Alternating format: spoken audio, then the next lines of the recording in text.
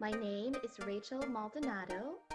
My website is rhmaldonado.com. Believe in the human spirit and desire to connect is the reason that I want to tell your story and mine. And I am with Jon Zgyowiec. How are you? Good. How are you? Good. So, Jon, you are an ER physician and you've worked all over many states. How did you decide to do this career? That's a good question. When I was younger, I was on a college gymnastic team, and one of my teammates actually had a horrific accident where he fell, hit his head.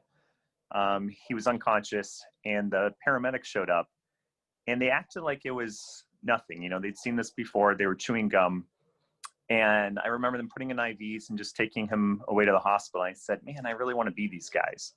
So years later, I went to EMT school and worked as an ER tech, and then eventually went to med school and residency. Wow.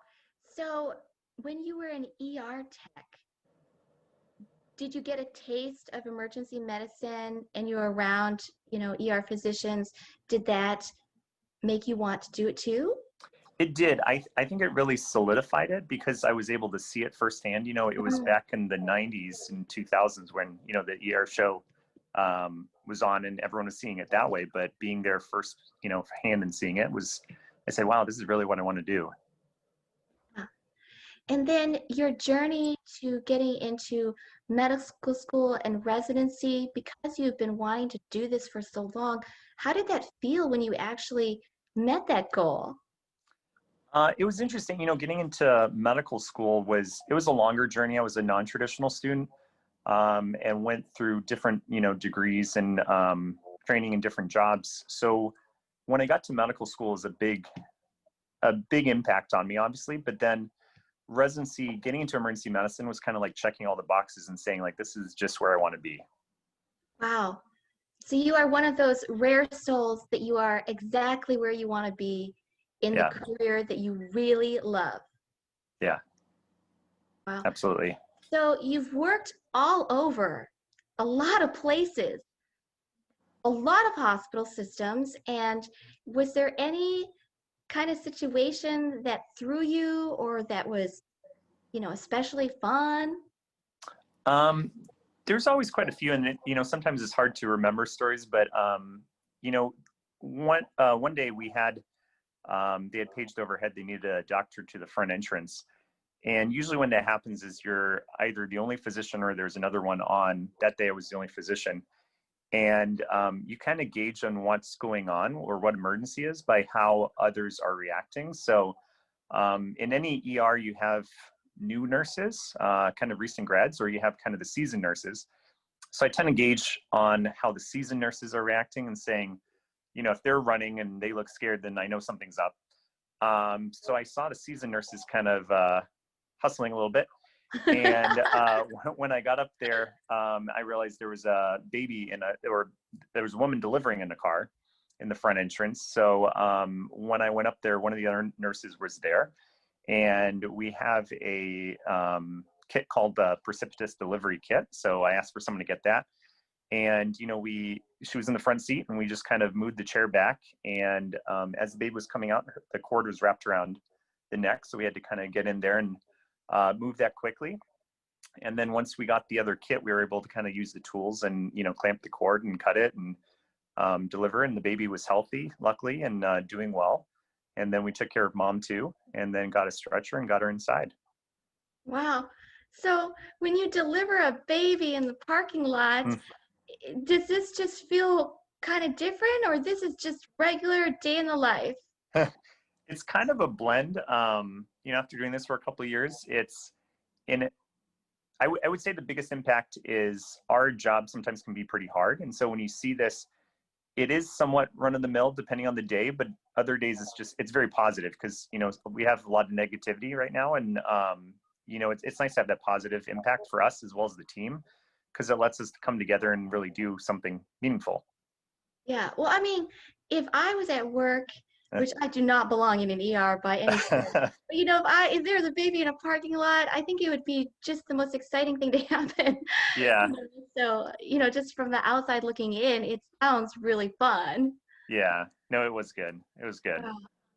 And so you have these kind of scenarios. Do you have anything else? You know, I know you say that this can be run of the mill, you know, you've Yeah, done this, you've delivered more than one baby, yeah.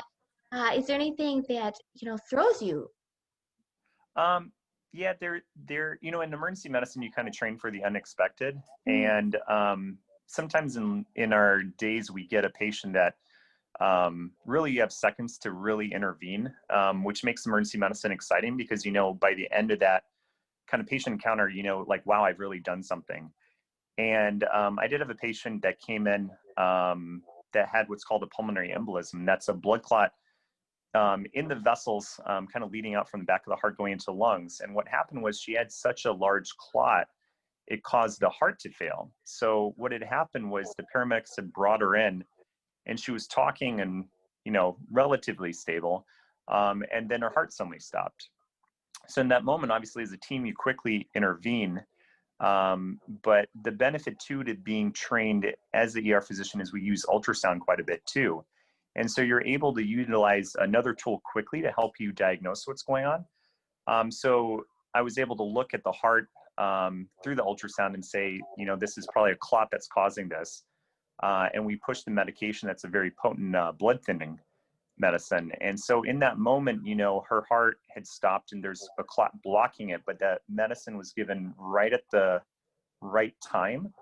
And we actually were able to get a heartbeat back. And she did survive this, you know, but even in that time frame, if someone like this had been delayed maybe 5 minutes or so, she would not have made it.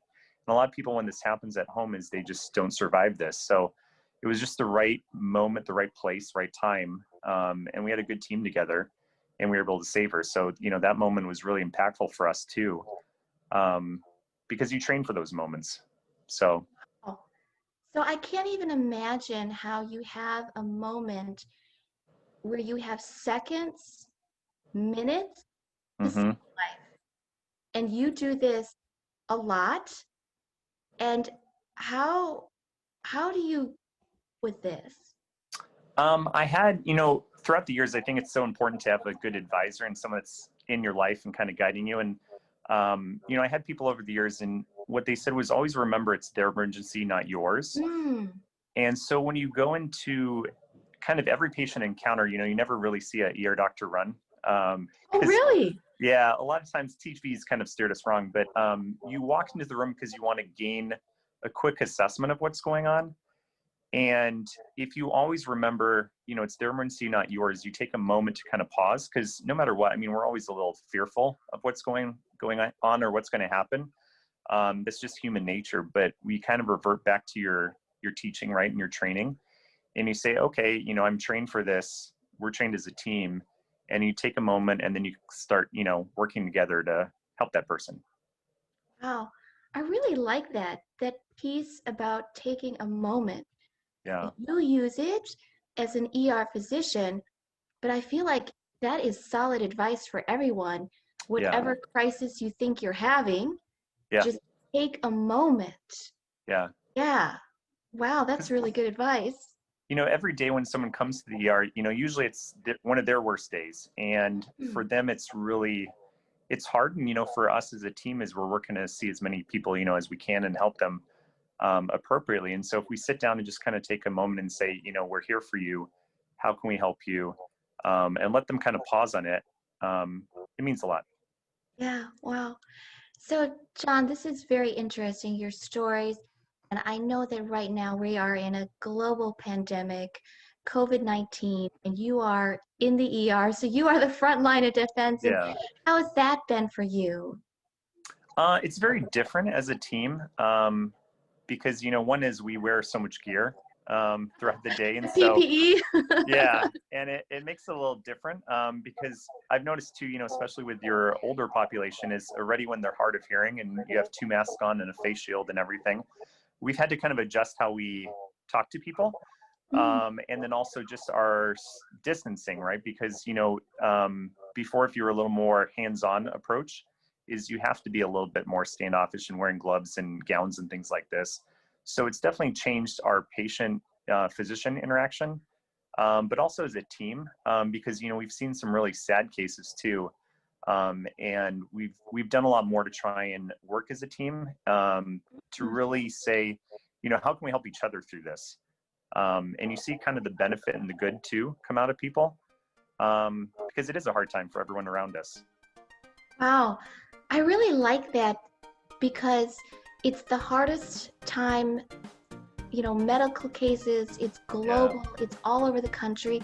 And in your hospital, the ER that you're at, you're really focusing on team, how to get through together. I think that is really amazing. I like it.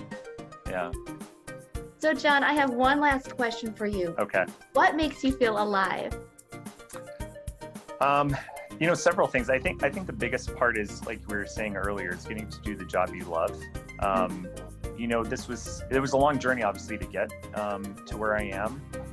But when you work with the right team, you find the right people to go to work.